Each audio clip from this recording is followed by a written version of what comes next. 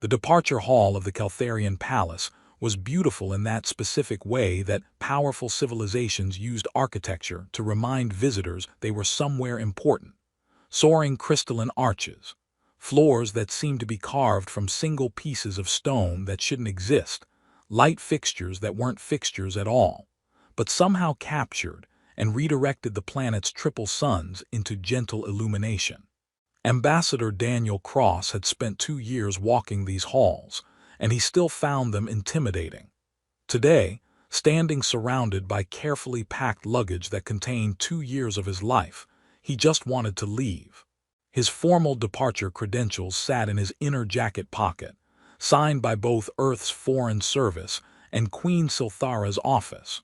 All the proper documentation proving his diplomatic mission was complete, his rotation finished, his service to humanity's galactic integration fulfilled. The transport shuttle waited on the platform beyond the massive doors, crew already aboard, engines running through pre-flight checks. In 6 hours, he'd be at the orbital station. In 3 days, aboard an Earth vessel heading home.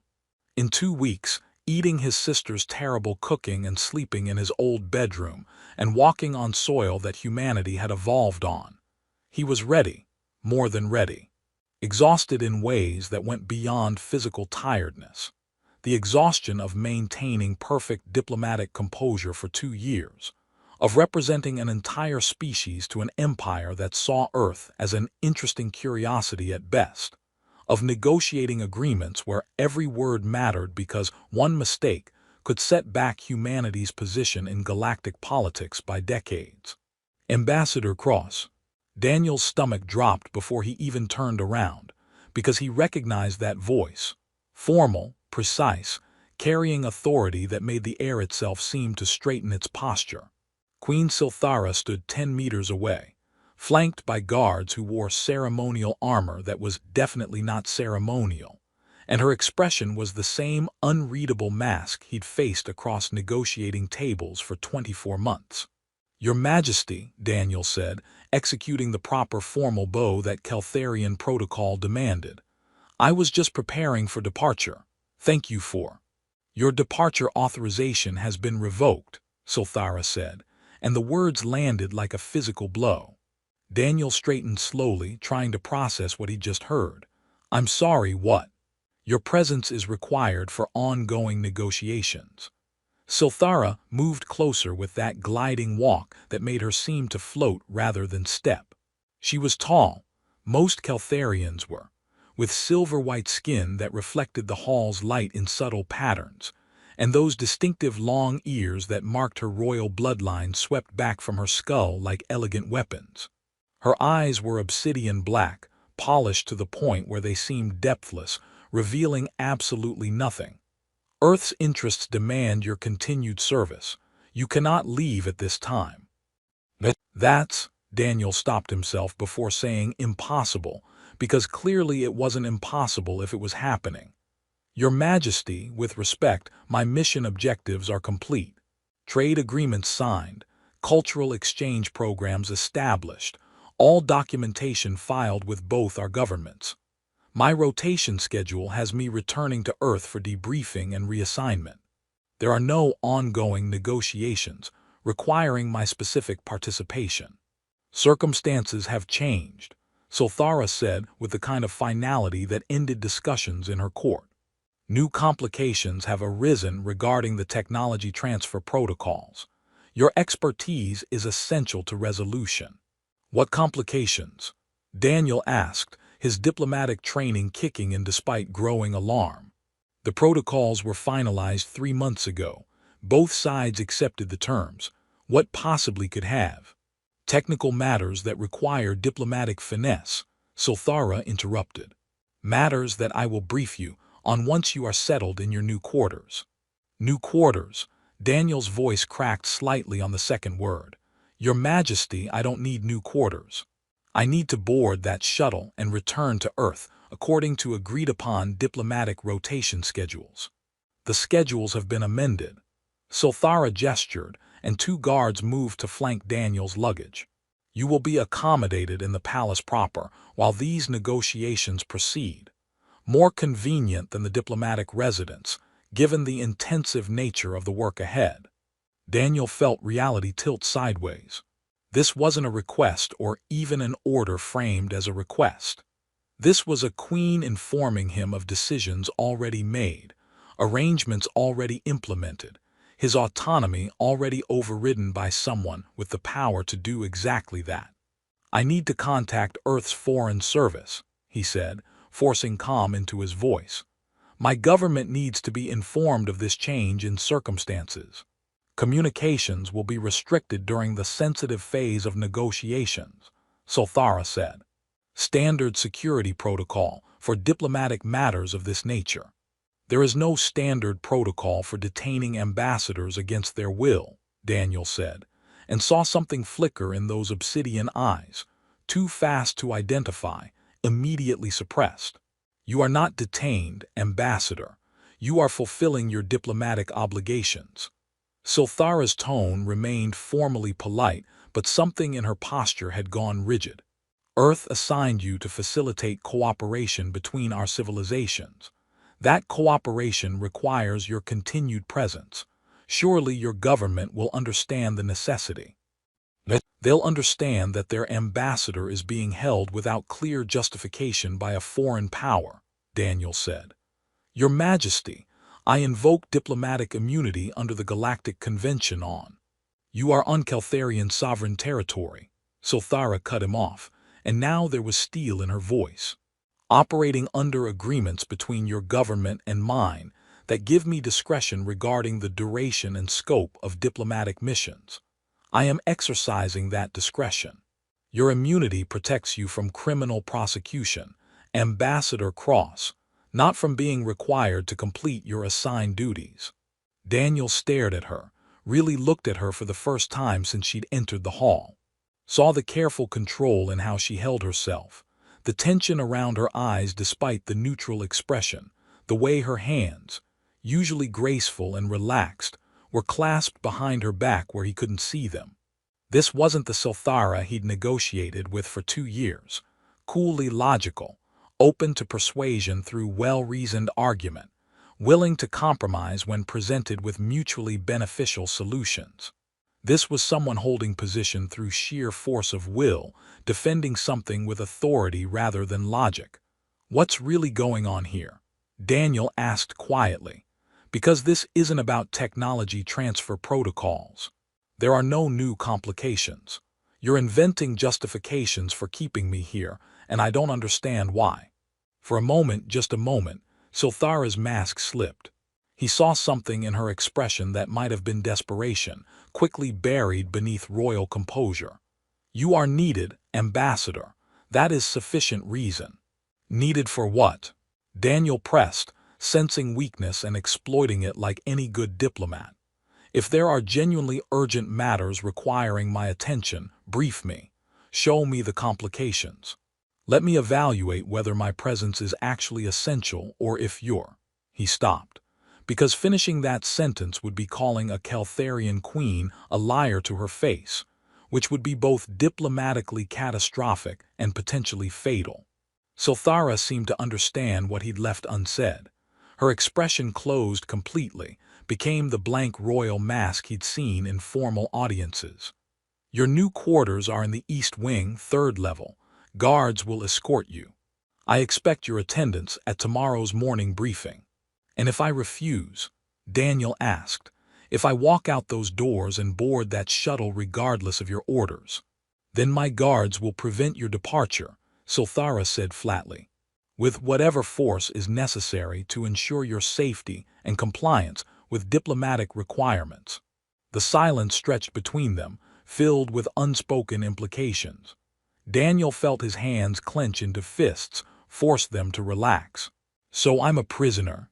"You are an ambassador fulfilling his obligations," Sulthara repeated, but her voice had gone quieter. "Please, Daniel," she stopped, seeming startled by her own use of his first name. In 2 years, she'd never called him anything but Ambassador Cross. "Please what?" Daniel asked. "Please do not make this more difficult than it must be," Sulthara said, and there was something in her voice he couldn't identify, something that sounded almost like pain.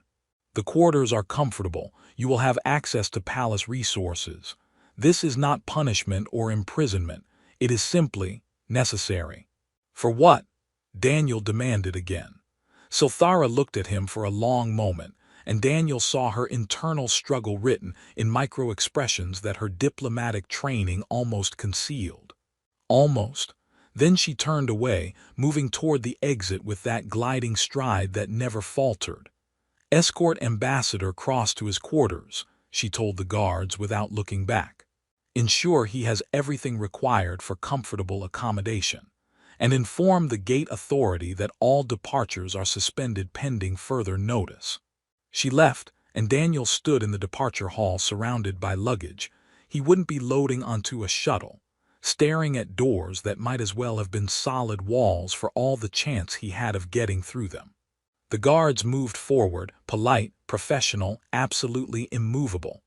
"Ambassador, if you would come with us, your belongings will be transferred to your new rooms." Daniel took one last look at the platform beyond the hall, at the shuttle that would be leaving without him, at freedom slipping away into impossibility. Then he followed the guards deeper into the palace, into quarters he hadn't asked for, into a situation he didn't understand. As they walked through corridors he'd thought he knew, Daniel replayed the encounter in his mind, analyzing every word, every gesture, every micro-expression that had escaped Silthara's control, and kept coming back to that moment when she'd called him Daniel, when her voice had gone soft and almost pleading, when her mask had slipped just enough to reveal something underneath that looked disturbingly like desperation. He'd spent 2 years learning to read Caltharian diplomatic signals, learning to identify when Silthara was negotiating in good faith versus political theater, learning the subtle tells that indicated her real position beneath the formal rhetoric. And what he'd seen today terrified him, because it suggested this wasn't about diplomacy or politics or galactic strategy. It suggested something far more complicated, far more personal, and far more dangerous than any diplomatic crisis he'd been trained to handle. The guards stopped at a set of doors carved from some dark wood analog that probably grew on one of Kelthara's moons. "Your quarters, Ambassador.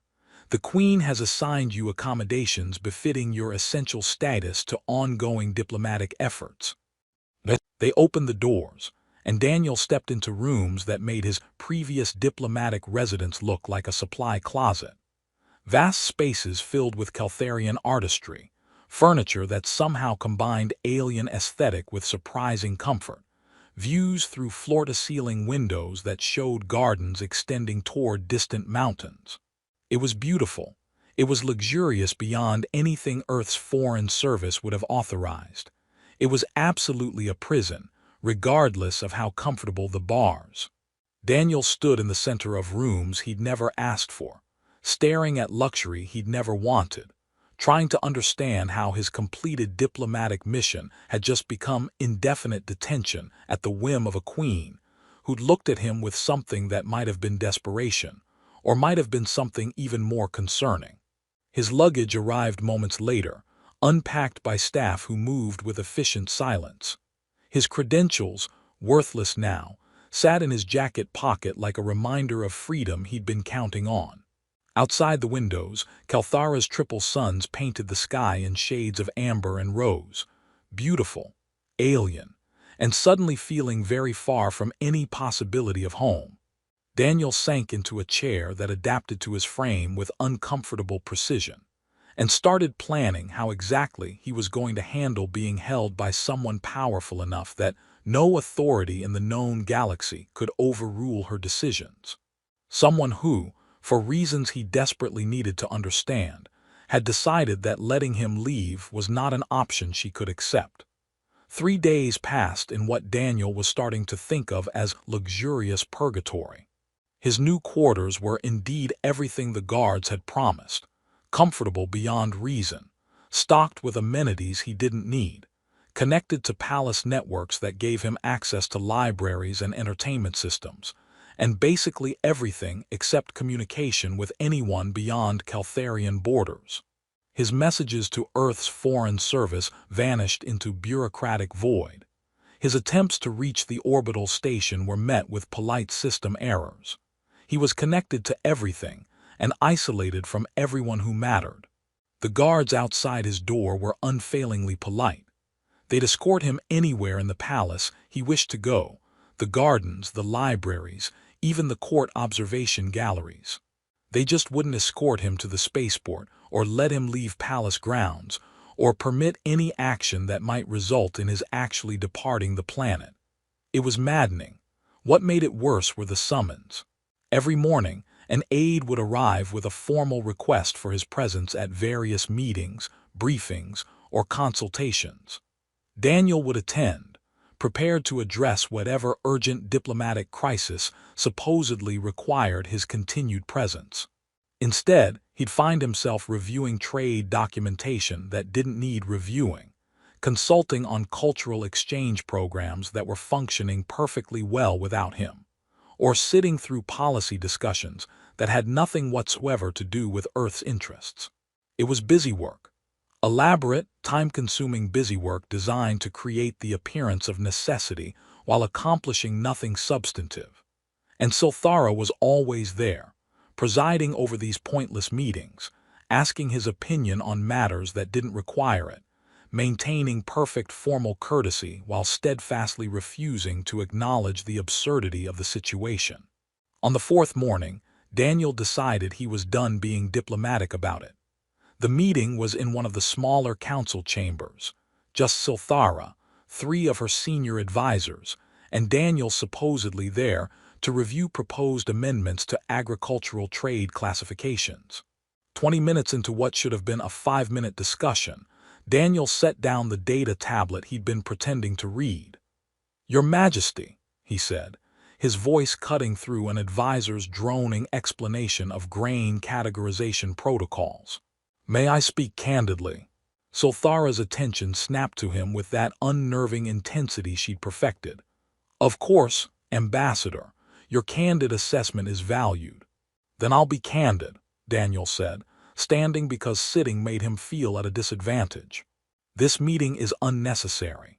These amendments don't require my input. They're internal Caltharian policy adjustments that I have no authority to influence. I'm here because you've invented a reason for my presence, just like yesterday's session on mining regulations that somehow needed Earth's perspective, and the day before's discussion of educational reforms that had nothing to do with our cultural exchange programs."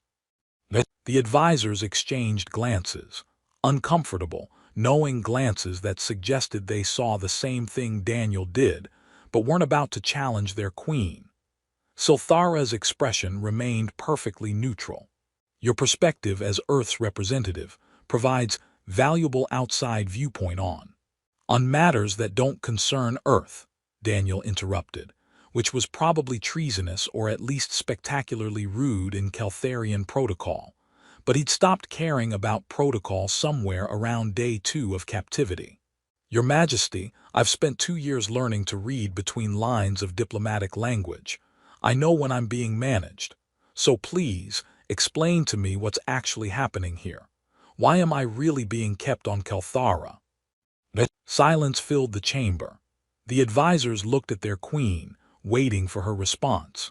Silthara sat perfectly still in her high-backed chair, and Daniel watched emotions flicker across her face too quickly to identify, except one, visible for just a moment before she suppressed it. Something that looked disturbingly like panic. "Ambassador Cross," she said carefully, "perhaps this discussion would be more appropriate in private." "Why?" Daniel challenged. "Is there something about my detention that needs to remain secret from your own advisors?" "You are not detained," Silthara said, but her voice had lost its usual certainty. "Then I'm free to leave. Right now I can walk out of this chamber, proceed to the spaceport, and board the next transport to the orbital station." "The situation is more complex then." "It's a yes or no question, Your Majesty," Daniel said. "Am I free to leave or not?" Silthara stood, and the movement was so abrupt that her advisors actually flinched. "Senior advisors, please excuse us. Ambassador Cross and I will conclude this discussion privately." The advisors couldn't leave fast enough, practically fleeing the chamber with relief at escaping what was clearly about to become a very uncomfortable conversation. The doors sealed behind them with a soft hiss of pressure locks, leaving Daniel alone with a Caltharian queen who looked less regal and more cornered by the second. "Daniel. Ambassador Cross," he corrected coldly. "Since we're apparently maintaining professional formalities while you hold me prisoner." "You are not a prisoner," Sulthara said, but the words sounded hollow even to her. "Then what am I?" Daniel moved closer, using every centimeter of height he could claim even though she was still taller. "What do you call someone held against their will, denied communication with their government, prevented from leaving through threat of force? Because in human legal systems, we call that kidnapping. I'm curious what Caltharian terminology you prefer." "I call it necessary," Sulthara said, and there was heat in her voice now, the first genuine emotion he'd heard from her since this started. "I call it essential. I call it something I cannot adequately—" "I have ruled Kalthara for 11 years, she said quietly. "Before that, I commanded military campaigns that brought 3-star systems under our protection. I have negotiated treaties with species whose biology I barely understood, made decisions that affected billions of lives, carried responsibilities that would crush most beings under their weight." She turned back to face him, and something in her expression had shifted. The mask was still there but cracking visibly now. "I have never had difficulty making decisions, Ambassador, even difficult ones. Even choices that cost lives or resources or political capital. I evaluate options, determine optimal strategy, and execute without hesitation." "And yet," Daniel prompted, because clearly there was more. "And yet I cannot seem to let you leave," Sulthara finished. "I approved your departure authorization 3 weeks ago, signed the documentation myself, watched the date approach with full knowledge that your mission was complete and your rotation schedule demanded your return to Earth." Her hands clenched at her sides, the first truly uncontrolled gesture he'd seen from her. "And with each passing day, the idea of you actually boarding that transport became less acceptable, more intolerable." Daniel felt something shift in his understanding of the situation. "Why?" "I do not know," Sulthara said, and the admission seemed to cost her. "Which itself is unacceptable. I am Caltharian royalty, trained from birth to understand my own motivations, to control my responses, to never act from unclear impulse. But here I am, having revoked your departure against all logic and protocol, holding you here against your will and mine, because the alternative, the idea of you leaving, causes something in me that feels distressingly close to panic." She moved away from the windows, pacing now in a way that suggested agitation poorly controlled. "You spent 2 years here, Ambassador. 2 years of daily briefings and weekly formal dinners and constant negotiation sessions. 2 years of your presence in my court, your voice in my council chambers, your perspective on matters that I could technically decide without you, but found myself consulting you on anyway." "That's called diplomatic cooperation," Daniel said, but his voice had lost its edge. "It's what ambassadors do." "Is it?" Sulthara stopped pacing, faced him directly. "Is it normal for a queen to schedule additional meetings simply to hear an ambassador's opinion on internal matters? To find excuses to extend briefing sessions because the discussion was engaging? To notice when that ambassador is absent from court and feel as though something essential is missing?" Daniel's mouth went dry. "Your Majesty, during the Viridian trade negotiations last year," Sulthara continued, her words coming faster now like a dam breaking, "you suggested that creative solution to the currency conversion problem. The one that satisfied both sides even though conventional wisdom said compromise was impossible. I presented it as my own idea to my council, but it was yours. Do you remember what I thought in that moment?" "No," Daniel said quietly. I thought that I had been solving impossible problems alone for 11 years, and here was someone who could see solutions I missed, who thought in ways that complemented rather than simply agreed with me, who challenged my assumptions without disrespecting my authority. Her voice had gone softer, almost wondering, and I found myself wanting more of those moments, scheduling more sessions where you might offer that perspective, manufacturing reasons to keep you in my presence, because something about the way you think makes everything seem less difficult. You're describing professional respect, Daniel said, but even to his own ears it sounded uncertain. Valuing a capable colleague's input. Am I? Silthara moved closer, close enough that he could see the faint luminescence beneath her skin, the biological marker of heightened Caltharian emotion. Then explain why I declined 3 suitable marriage proposals from neighboring systems this year. Because the idea of formal partnership with anyone felt wrong in ways I could not articulate.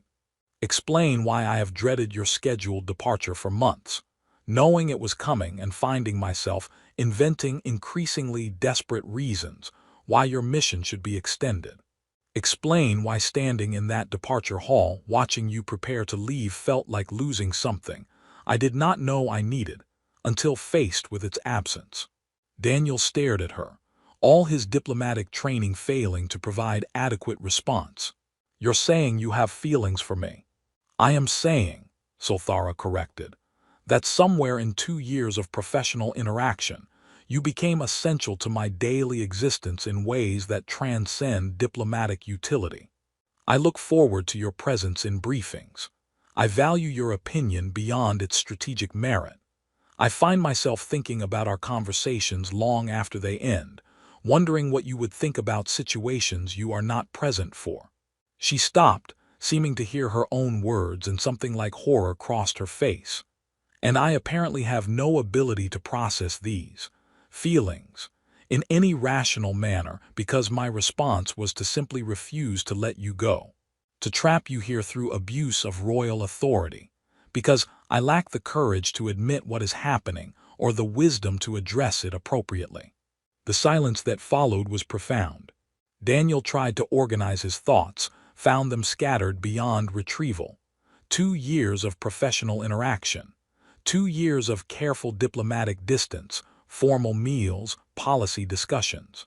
2 years during which he thought he was simply doing his job, representing Earth competently, building necessary working relationship with a powerful alien queen.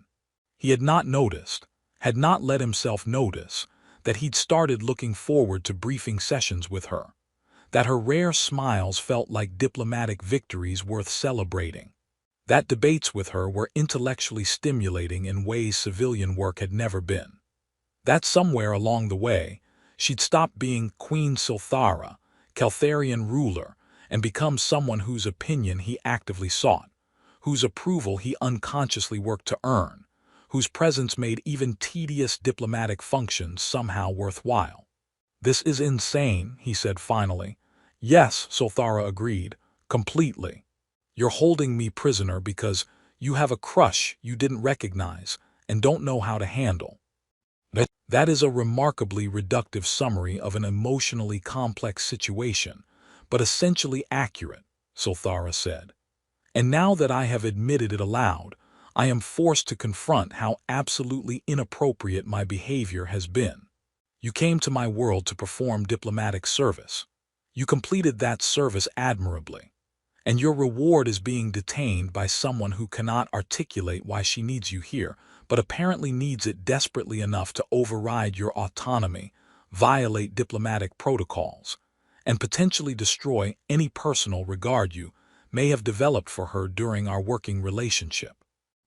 She moved back to her chair, sat with visible effort at composure. I apologize, Ambassador Cross, sincerely and without reservation. You are correct. I have been inventing justifications, manufacturing necessity, and generally behaving in ways that would disgrace my crown if made public. You deserve better treatment than I have provided. So let me go, Daniel said. Silthara flinched as though he'd struck her. Yes, of course, That is the correct course of action. She stood, moved toward her desk, activated a communication panel. I will reinstate your departure authorization immediately. Contact Earth's Foreign Service to arrange transport as soon as. Wait, Daniel said, and was surprised to hear himself say it. Silthara's hand froze over the panel. Yes. Daniel struggled for words, found himself saying something he hadn't planned to say. I need to understand. 2 years, Silthara. 2 years of working together, and you never gave any indication that you viewed me as anything other than a diplomatic necessity. If you felt these things, why didn't you say something? Why wait until I was literally leaving to suddenly decide you couldn't let me go? Because saying something would have required acknowledging I felt something, Silthara said simply. Caltharian royalty is trained to view personal attachment as potential weakness. I was taught to form alliances, strategic partnerships, marriages of political convenience, not to develop feelings for a human ambassador whose presence was always intended to be temporary. She turned to face him fully. I told myself what I felt was professional respect, that I simply appreciated competent diplomatic work, that the reluctance I felt about your departure was merely regret at losing a capable colleague. I continued telling myself these comfortable lies until you were standing in that departure hall with your credentials ready, and suddenly, all those lies became inadequate to explain the panic I felt at the idea of you leaving forever. So you improvised badly, Daniel said. Very badly, Silthara agreed. With results that have damaged whatever regard you might have held for me and compromised our professional relationship beyond any possibility of repair. She touched the communication panel. I am authorizing your immediate departure. No restrictions, no further delays, and I am formally apologizing to you and Earth's Foreign Service for my inappropriate handling of this situation. I will accept whatever diplomatic consequences result, though I suspect my council will be more concerned with my emotional instability than with any political fallout. Silthara, please go, Daniel, she said quietly, using his first name again. Before I make this worse than I already have, I would like to retain at least a small amount of dignity in your memory, and if you stay longer, I will probably find new ways to demonstrate that even queens can be foolish when faced with feelings they do not understand how to process. Daniel stood in the council chamber, staring at a woman who had just torn apart her own composure to give him the freedom she'd taken, and discovered he had absolutely no idea what he wanted to do with it. The next 48 hours were among the strangest of Daniel's diplomatic career. Silthara, true to her word, had removed all restrictions.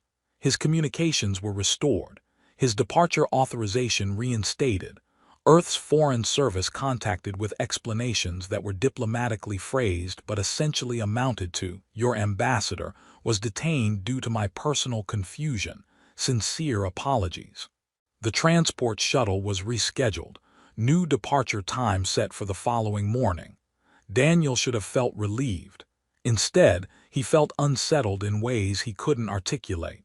He packed his belongings methodically, arranged final affairs, prepared official reports that avoided mentioning the actual reason for his delayed departure, because Alien Queen developed unrequited attachment wasn't something that fit standard diplomatic incident forms. He went through all the correct motions while his mind circled endlessly around that conversation in the council chamber. The way Silthara had looked when admitting she couldn't let him leave, not imperious or commanding, but almost vulnerable, stripped of the royal mask she wore so perfectly during their 2 years of professional interaction. The way her voice had softened when calling him Daniel. The way she described feeling panic at his departure, manufacturing meetings to keep him present, declining marriage proposals because something about the idea felt wrong. The way he'd felt listening to her confession, not just anger at being detained, but something more complicated underneath that anger. Something that had been growing for 2 years without him acknowledging it, because she was a queen, and he was a diplomat and professional boundaries were supposed to prevent exactly this kind of complication. Daniel found himself reviewing memories he'd carefully filed as purely professional. Briefing sessions where debates with her had been the intellectual highlight of his work. Formal dinners where her rare smiles felt like victories worth earning. Policy discussions where he'd found himself eager to hear her perspective, curious about how her mind approached problems. Moments when he'd caught himself noticing things that had nothing to do with diplomacy. The way she moved, the precision of her gestures, the intelligence in those obsidian eyes when she was truly engaged in a discussion. He'd told himself it was simply professional admiration. Respect for a competent leader, appreciation for someone who could match his diplomatic skill, normal working relationship dynamics. But if he was honest, actually honest in ways he'd been carefully avoiding, there had been anticipation before their meetings that went beyond professional interest. Satisfaction in making her laugh that had nothing to do with diplomatic rapport. Growing reluctance as his departure date approached that he'd rationalized as simple resistance to change. Maybe Silthara wasn't the only one who'd been lying to herself about what they'd become to each other. The morning of his rescheduled departure arrived with Kelthara's triple suns painting the sky in shades of amber. Daniel stood in his quarters, now properly cleared of all personal belongings, and stared at luggage that seemed heavier than it should be. A chime indicated someone at his door. Daniel expected palace staff, maybe final transport arrangements. Instead, Silthara stood there alone, without guards or advisors, dressed in simple court attire rather than formal regalia. "Your Majesty," Daniel said, executing proper protocol more from habit than conviction. "I didn't expect." "May I come in?" Silthara asked. "Briefly. I know you have transport to catch, but I wanted to speak with you before you departed." Daniel stepped aside, let her enter quarters that suddenly felt much smaller with her presence filling them. She moved to the window, looking out at gardens she probably visited daily, but was examining as though seeing them for the first time. "I have been considering what to say," she began without preamble. "How to apologize adequately for my behavior, how to explain motivations I barely understand myself. I prepared formal statements, drafted official apologies, composed diplomatic language that might somehow express regret without revealing weakness." She turned to face him. "But I think you deserve honesty rather than diplomacy, Daniel, even if that honesty is uncomfortable for both of us." "I'm listening," Daniel said quietly. "I told you I don't understand why I cannot let you leave easily," Silthara said. "That was true. It remains true. But I have spent these past days examining my reactions, consulting my advisors, the ones I trust with personal matters rather than just political ones, and attempting to identify what exactly I am feeling." She moved closer, and Daniel noticed details he'd never let himself observe before. The way light caught in patterns beneath her skin, the subtle shifts in her ear position that indicated emotional state, the fact that she was nervous in ways that her perfect control almost but not quite concealed. "What I feel," she continued carefully, "is something my culture does not have adequate language for because Keltharian royalty traditionally does not admit to it. Attachment, dependence, the sense that someone has become essential to your existence in ways that transcend their practical utility." Her voice dropped quieter. "What humans call love, I think, though my understanding of your concept may be imperfect." Daniel's heart rate spiked, diplomatic composure dissolving entirely. "Silthara, I know it is inappropriate," she said quickly. "You came here as Earth's representative, not as someone available for personal entanglement with alien royalty. I know our working relationship was supposed to remain professional, that I held authority over your circumstances, that any feelings I developed were mine to manage without imposing them on you. I know all of this." She stopped, seeming to gather courage. "But I also know that watching you prepare to leave feels like losing something irreplaceable, and I have conquered star systems, commanded fleets, made decisions affecting billions of lives, and I apparently lack the strength to simply let you go without admitting what you have become to me. Which is, Daniel asked, his voice rough. Essential, Sothara said simply. You have become essential to me, Daniel Cross. Your presence in my daily life, your voice in my counsels, your perspective on situations I face. The way you challenge my assumptions while respecting my authority. The way you make me laugh at observations no one else would voice. The way you see me as a person to understand rather than a title to appease. Her hands clenched at her sides. I have been alone since taking the throne 11 years ago.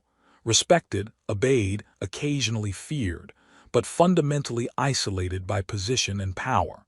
And then you arrived with your human directness and refusal to be intimidated and brilliant diplomatic solutions. And suddenly, I was not alone. I had someone who met me as equal, who engaged with me as person rather than position. Someone whose opinion I valued not because protocol required it, but because I genuinely wanted to know what you thought. She stopped, looking stricken. And now you are leaving, which is right and proper and exactly what should happen at the conclusion of diplomatic mission. And I apparently love you enough to have tried to keep you here against your will, which is neither right nor proper, and demonstrates exactly how poorly equipped I am to handle these feelings appropriately. The silence that followed was absolute. Daniel tried to process what he just heard, found his thoughts too tangled to form coherent response. Sothara watched him with naked vulnerability. No royal mask, no diplomatic composure, just someone who just confessed something she barely understood and was clearly terrified by his potential response. I'm not going to pretend I know what to do with that information, Daniel finally said. Because I don't. This is so far outside my training or experience that I don't even know where to begin addressing it. I understand, Sothara said quietly. I simply wanted you to know before you departed, wanted you to understand that my behavior, as inappropriate as it was, came from feelings I can barely articulate, not from simple desire to control or possess. And I wanted to tell you that I am sorry. For detaining you, for abusing my authority, for making your completed mission into something complicated and uncomfortable. You deserved better treatment from me. Sothara, Daniel stopped, reorganizing thoughts that resisted organization. Can I ask you something honestly?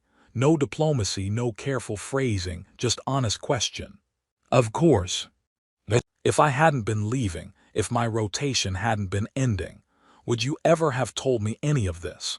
Or would you have just continued pretending it was pure professional relationship?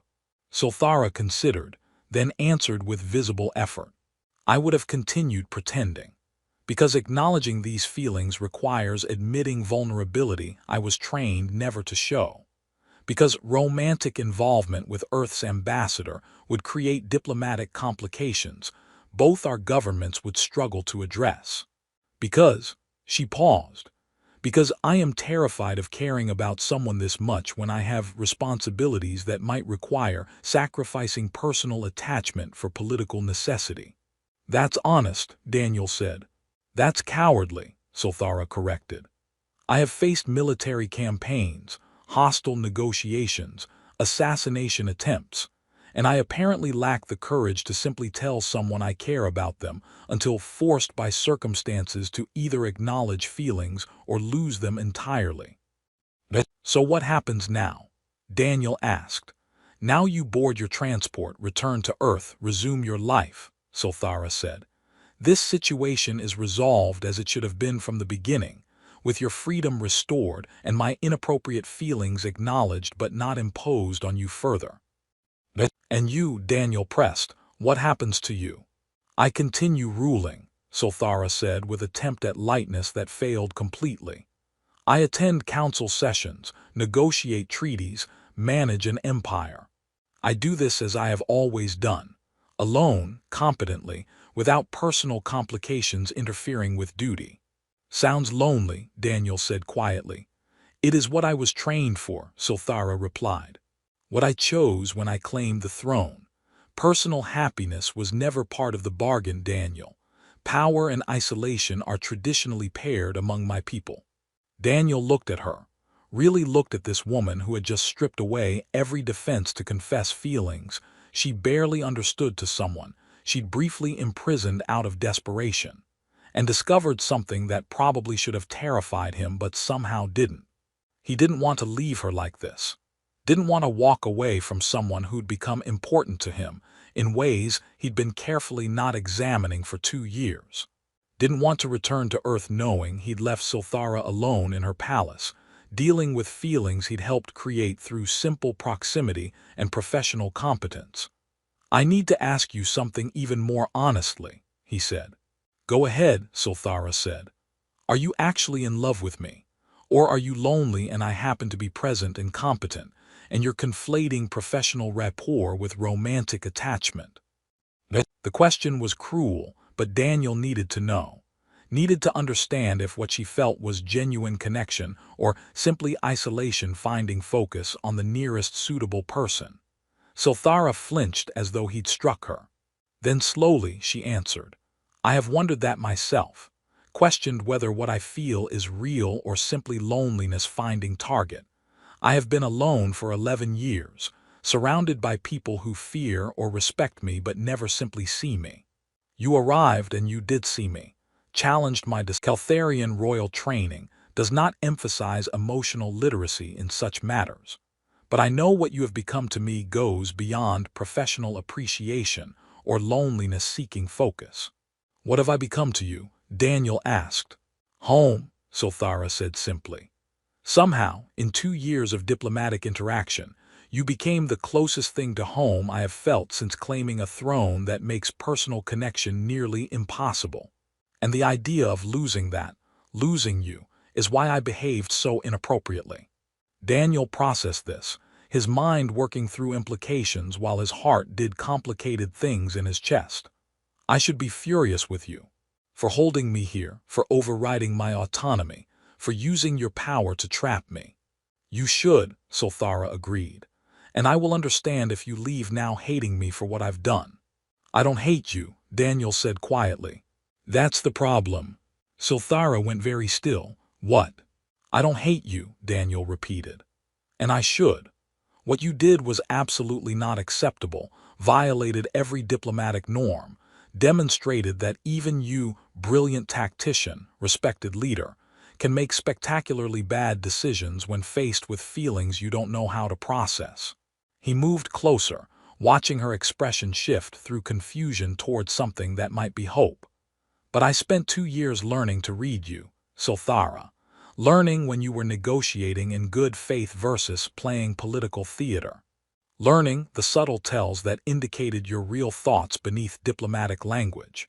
And what I'm reading now is someone who is genuinely sorry, genuinely confused about their own feelings, and genuinely terrified that they've destroyed any possibility of connection with someone who became important to them." "That's accurate," Silthara said, her voice barely audible. "And here's the thing I've been avoiding acknowledging even to myself," Daniel continued. "I'm going to miss you.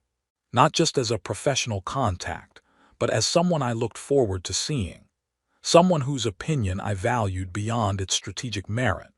Someone who made even tedious diplomatic functions worthwhile because debating with you was intellectually engaging in ways civilian work never was." He stopped, forcing himself to finish the thought. "Someone I apparently care about more than I let myself notice until faced with leaving permanently." Silthara's ears tilted forward, shock and hope combined. "You care about me?" "Apparently," Daniel said. "Though I'm still processing exactly how much and what that means, and whether I'm just responding to your confession or acknowledging something I've been suppressing for longer than I want to admit." "What do we do with that information?" Silthara asked, and she sounded young suddenly, not like a queen who commanded star systems but like someone facing emotional complexity they weren't prepared for. "I have absolutely no idea," Daniel admitted. "Because even if we both have feelings, whatever those feelings actually are, the situation remains complicated. You're an absolute monarch who just demonstrated she might use that power inappropriately when emotionally stressed. I'm a diplomat whose job requires trusting that personal relationships won't compromise professional judgment. There are power dynamics and political implications, and the fact that we're from different species, with different relationship models. All valid concerns, Sulthara said. But, Daniel continued, I also know that getting on that transport and leaving without exploring what this might be feels wrong in ways I can't articulate, and I suspect you feel similarly. I do, Sulthara confirmed, though I would not blame you for leaving regardless given my behavior. Daniel looked at her, this impossible woman who ruled an empire but couldn't figure out how to express personal feelings, who made catastrophically bad decisions when faced with emotions she didn't understand, and made his own catastrophically inadvisable decision. Tell Earth I need extended time for final reporting, he said. Arrange for me to stay another 2 weeks, not as prisoner, not as diplomat being detained, as someone choosing to remain to figure out what the hell this situation actually is. You want to stay? Sulthara's voice carried wonder. I want to understand what we are to each other before making irreversible decisions about leaving, Daniel corrected. Whether that's just professional respect that got confused with personal attachment, or something more substantial that deserves exploration before we permanently separate. That is remarkably reasonable given that I recently held you against your will, Sulthara said. It's remarkably stupid given all the excellent reasons I should leave immediately, Daniel countered. But apparently I make stupid decisions when faced with you too, so we're even. For the first time since entering his quarters, Sulthara smiled, not the polite diplomatic expression or the formal queen's acknowledgement, but genuine warmth that transformed her entire face. I will arrange everything. 2 weeks, no restrictions, genuine freedom to leave if you choose. And during that time we figure this out, Daniel said. Honestly, no royal formality, no diplomatic distance. Just 2 people trying to understand what they actually feel versus what loneliness or professional attachment might be making them feel. Agreed, Sulthara said. Then hesitantly, thank you, Daniel, for not simply leaving after everything I've put you through. Thank me after the 2 weeks, Daniel said. When we'll either have figured out we're meant to be together, or confirmed that what we felt was situational attachment and can part as friends. Either way, no more lying to ourselves about what we're feeling. No more lying, Sulthara agreed, and extended her hand in human gesture of agreement. Daniel took it, felt the warmth of her skin against his, and wondered if he just made the smartest decision of his career or the most spectacularly foolish. Probably both. That seemed to be the pattern with Sulthara. Outside, the transport shuttle waited, but Daniel wasn't boarding it. Not yet. Not until he understood what he was leaving behind if he chose to go. The 2 weeks Daniel had negotiated stretched into something remarkable and occasionally terrifying in equal measure. Sulthara kept her word about genuine freedom. His departure authorization remained active, communications unrestricted, no guards following him beyond normal palace security. He could leave any time. The fact that he didn't became increasingly significant with each passing day. They started carefully, both aware they were navigating unprecedented territory. Formal dinners became less formal, more conversational. Briefings became actual discussions rather than one-sided consultations. Sulthara showed him sections of the palace he'd never seen, her private library containing texts from conquered systems, gardens cultivated personally rather than by staff, observation platforms where she went to think about decisions affecting billions. Daniel discovered layers to her he'd never glimpsed in 2 years of professional interaction. The dry humor she hid beneath royal formality. The weight she carried from choices that had cost lives even when they were correct choices. Her genuine care for her people despite ruling through absolute authority. The loneliness that had shaped her since claiming a throne at an age when most beings were still figuring out who they were. She learned about him too, not just Earth's ambassador but Daniel the person. His family back home, particularly his sister who sent increasingly confused messages about why he wasn't returning on schedule. His background before diplomatic service, including the academic career he'd abandoned because he'd wanted to do something that mattered. His doubts about whether diplomatic work actually accomplished anything meaningful, or if he was just rearranging deck chairs while civilizations did whatever they wanted regardless of treaties. "You matter," Sulthara said during one of these conversations, sitting beside him in her private gardens under Kalthara's triple suns. "The work you did here, the agreements you helped negotiate, the cultural bridges you built, that matters, Daniel. Earth's position in galactic community is stronger because you spent 2 years making my empire see humanity as partners rather than interesting newcomers." "You would have reached that conclusion eventually," Daniel said. "Perhaps. But your presence accelerated it, made it personal rather than strategic." She looked at him, and Daniel had learned to read the subtle shifts in her expression that indicated emotional state. What he saw now was something between affection and sadness. "That is what you do, Daniel Cross. You make things personal. You see individuals beneath positions, engage with people rather than just roles. It is why you are effective diplomat and why," she stopped. "Why," Daniel prompted. "Why I fell in love with you," Sulthara finished quietly. "Because you saw me as person rather than crown. You treated Queen Sulthara as someone to understand rather than obey. And no one has done that since I claimed my throne." It wasn't the first time she'd said she loved him during these 2 weeks, but each time still landed with impact Daniel felt in his chest. Because she wasn't saying it lightly. Kaltharians didn't do emotion casually, and Sulthara especially had been trained to control and minimize feelings. For her to admit love meant something profound. The question Daniel was still wrestling with was whether he felt the same way, or whether what he felt was something else. Attachment formed through proximity and respect, attraction that came from intellectual engagement, care that developed from seeing someone's vulnerability. Were those things love? Or were they components that might become love given time? Or were they simply professional rapport enhanced by loneliness on both sides? "I need to tell you something honest," he said, and watched her brace as though expecting rejection. "I don't know if I love you, not the way you love me with that certainty." "I understand," Sulthara said, though her ears flattened slightly, disappointment poorly concealed.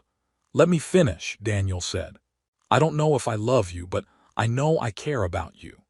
Know that the idea of leaving and never seeing you again makes my chest tight in ways that have nothing to do with diplomatic friendship. Know that I look forward to time with you in ways that go beyond professional interest. Know that when you smile at me like you're doing right now, it feels like winning something valuable." "That sounds remarkably like love," Sulthara observed. "Maybe," Daniel agreed. "Or maybe it's the beginning of love. Or maybe it's care and attraction and respect that could become love given time and circumstances that actually let us explore relationship rather than just stolen moments between your royal duties and my increasing guilt about extending absence from Earth. Your government has been remarkably patient about your delayed return," Sulthara said. "My government thinks I'm engaged in sensitive negotiations that require my continued presence," Daniel said. "Which is technically true if you consider figuring out whether I'm in love with an alien queen to be a negotiation." "Is it?" Sulthara asked. "It's the most complex negotiation of my career," Daniel said. "Because the stakes are higher than trade agreements or territorial boundaries. If I get this wrong, I hurt you. If I get it wrong, I hurt myself. If I get it wrong, I damage diplomatic relationships between our peoples. No pressure at all. You could simply leave," Sulthara pointed out.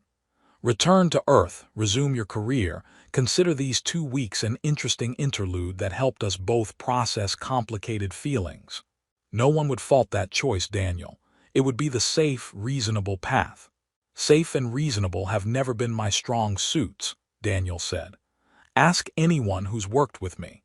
I'm the diplomat who suggests creative solutions everyone says won't work until they do.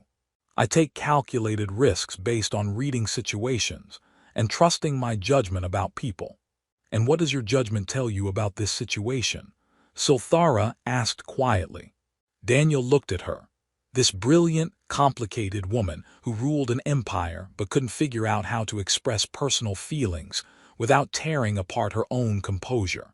Who'd made catastrophically bad decisions when faced with losing someone important to her.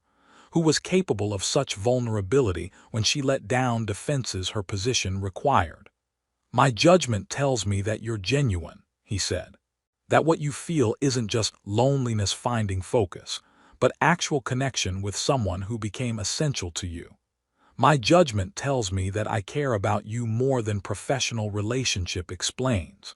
That leaving now would mean walking away from something rare, before we've even had a chance to see what it might become. But, Sulthara prompted, hearing his hesitation. But I'm also terrified, Daniel admitted. Of the power imbalance between us. You're a queen, I'm a diplomat whose authority ends at persuasion. Of the complications, 2 different species, 2 different cultures, 2 different relationship models. Of the fact that you've already demonstrated you might use your power inappropriately when emotionally stressed, which means I need to trust that you won't do that again, even though you have the ability to. Those are all valid fears, Sulthara said. I know, Daniel said, which is why I need to ask you something and I need you to answer honestly. Can you promise me that if we pursue this, whatever this becomes, you won't use your position to constrain my choices? That if I decide I need to leave, or take assignment elsewhere, or simply need space from you, you'll respect that without reverting to the behavior that started this whole situation. Sulthara was silent for a long moment, and Daniel watched her process the question with visible effort. I want to promise that, she finally said. Want to give you absolute assurance that I would never again abuse my authority to keep you close. But I have learned through recent experience that my judgment fails when faced with losing you. That I am capable of making terrible decisions when panic overrides reason. That's not reassuring, Daniel said. No, Sulthara agreed. But it is honest, which you asked for. She turned to face him fully. What I can promise is this. I am now aware of my tendency toward desperate measures when facing your departure. I have seen the damage that causes. To you, to our relationship, to my own integrity. I am working with my advisors to establish protocols that would prevent me from making similar decisions impulsively. And I can promise that if you tell me you need freedom or space, I will honor that even if it requires every ounce of self-control I possess. I cannot promise perfect behavior, Daniel, but I can promise genuine effort to respect your autonomy, even when it terrifies me. Daniel absorbed this, appreciating the honesty even if he'd hoped for simpler reassurance. Okay, that's fair. What about you? Sulthara asked. Can you promise not to leave at first difficulty? Not to use Earth as convenient excuse to avoid relationship complications? To give this genuine attempt despite all the valid reasons it probably won't work? That's asking a lot, Daniel said. Yes, Sulthara agreed. But if we're being honest about fears and requiring commitments, it should go both directions. I am risking my heart and dignity pursuing someone who has every right to reject me. You should risk something as well if this is to be genuine partnership, rather than me constantly vulnerable while you maintain escape routes. She was right and Daniel knew it. Fine, I promise to give this genuine attempt. Not to run at first complication or use career as excuse to avoid dealing with relationship difficulties. To actually try to build something with you despite all the excellent reasons it's complicated and inadvisable. Then we have our terms, Sulthara said. We pursue this relationship honestly, respecting each other's autonomy, acknowledging our different power levels and working to prevent those from creating unhealthy dynamics. When you phrase it like that, it sounds like a treaty negotiation, Daniel observed. Is it not? Sulthara asked. We are two parties with different positions and interests, attempting to reach mutually beneficial arrangement. That is essentially what relationships are. Ongoing negotiations, where both sides try to meet needs while respecting boundaries. That is possibly the most Keltharian view of romance I've ever heard, Daniel said. Did you expect differently from a queen who barely understands her own emotions? Sulthara asked, but she was smiling. Fair point, Daniel conceded, then making another spectacularly inadvisable decision. Okay, let's do this. Let's actually try. I'll extend my stay on Kelthara indefinitely. Request assignment to permanent diplomatic liaison position or cultural exchange program or something that gives me legitimate reason to be here long-term.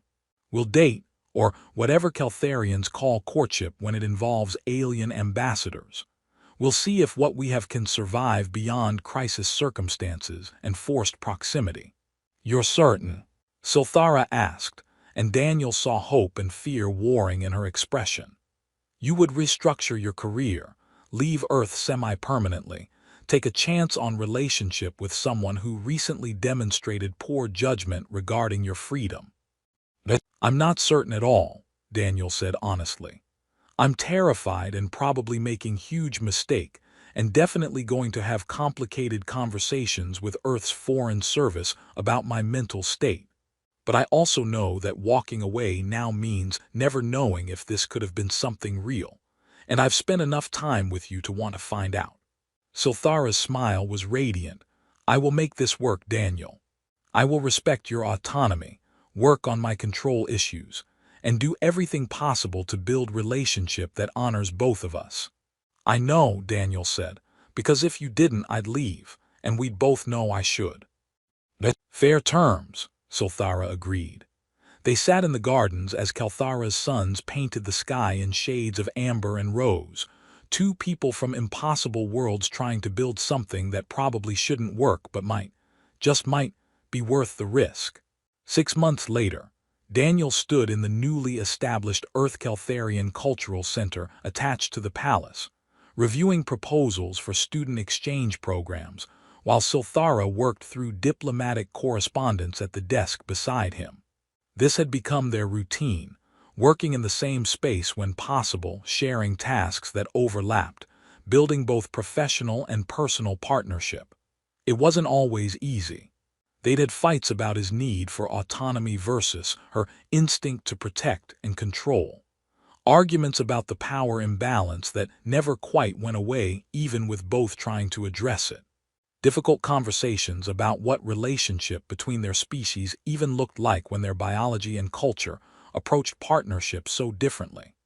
But they'd also had moments of profound connection, late-night conversations that revealed layers neither knew they had, shared laughter over cultural misunderstandings, growing comfort with each other that came from choosing daily to build this impossible thing between them. Daniel, Sulthara said, not looking up from her correspondence. Your sister sent another message. She wants to know when you're visiting Earth and whether you're bringing that alien queen you're apparently dating to meet the family. She's direct, Daniel said. I like her already, Sulthara said, though the phrase that alien queen suggests she may not fully approve of your relationship choices. She thinks I'm insane, Daniel admitted. Most of my family does. They don't understand why I'd stay on an alien world for someone I met through diplomatic work. Do you? Sulthara asked quietly. Daniel looked at her, this woman who'd held him prisoner out of desperate fear, who'd torn apart her own composure to confess feelings she barely understood, who worked daily to respect his autonomy while fighting instincts shaped by absolute power, who'd become essential to his existence in ways he couldn't fully articulate but knew were real. I stay because you make me think harder, he said, because debating with you is intellectually engaging in ways civilian work never was, because you understand the weight of responsibility in ways most people don't, because when you laugh at something I say, it feels like winning something valuable. He set down the proposal he'd been reviewing. I stay because somewhere in 2 years of diplomatic work and 6 months of figuring out how to do relationship across impossible differences, I fell in love with you. Took me entirely too long to recognize it, but yes. I love you, Sulthara. She went very still, her ears tilting forward in unmistakable joy. You have not said that before. I wanted to be sure, Daniel said. Wanted to know it wasn't just attraction or care or loneliness finding focus. But I'm sure now. This is love, complicated and difficult and requiring constant work to navigate our differences, but love nonetheless. Sulthara stood, moved to him with that gliding grace that still made his heart rate spike. I love you too. Have loved you since long before I had courage to admit it. Will love you through however many complications and difficult conversations and cultural misunderstandings our relationship requires us to navigate. She kissed him then. They'd been working on physical affection, learning each other's biology and preferences, figuring out how human Keltharian romance actually functioned beyond theory. It was still somewhat awkward, their anatomies not quite designed for perfect compatibility, but it worked. They worked. When they separated, Daniel smiled. My sister wants you to visit Earth, meet the family. Probably subject you to interrogation about your intentions toward her brother. Terrifying, Sulthara said. Absolutely, Daniel agreed. She's far scarier than any galactic leader I've negotiated with. You might face your greatest diplomatic challenge yet. I have conquered star systems, Sulthara said. I will manage one human sister. Your confidence is adorable and completely misplaced, Daniel said. But yes, let's plan a trip. Introduce you to my family, show you Earth, let you experience the planet that produced the diplomat who apparently stole your heart. You did not steal it, Sulthara corrected. I gave it freely, eventually. After making several catastrophic decisions about how to handle having feelings for the first time in my reign. She smiled. Though I maintain that if you had simply stayed imprisoned, we could have avoided much of this complicated emotional growth. Where's the fun in that? Daniel asked. An excellent point, Sulthara conceded. They returned to their work, professional partnership that had become personal relationship that enhanced rather than compromised professional collaboration. Building something unprecedented between their peoples, starting with themselves. Outside the windows, Kelthara's triple suns painted the sky in familiar shades of amber. Daniel had stopped thinking of Earth as home and this alien palace as assignment. Somewhere in the process of figuring out whether love was possible across impossible differences, Kelthara had become home, not because of the planet, but because of the woman who ruled it. The woman who'd been powerful enough to keep him but loved him enough to let him choose. And he'd chosen her. Every day, he chose her. Sometimes the greatest diplomatic achievements were the ones you negotiated in private, building futures with people who challenged and changed and completed you in ways you never saw coming. Daniel had come to Kelthara as Earth's ambassador, expecting to serve 2 years and return home with career advanced and mission complete. Instead, he'd found something infinitely more valuable. Partnership with someone impossible and brilliant, and worth every complication their relationship required. His mission was supposed to have ended long ago, but the most important missions he'd discovered were the ones you chose yourself.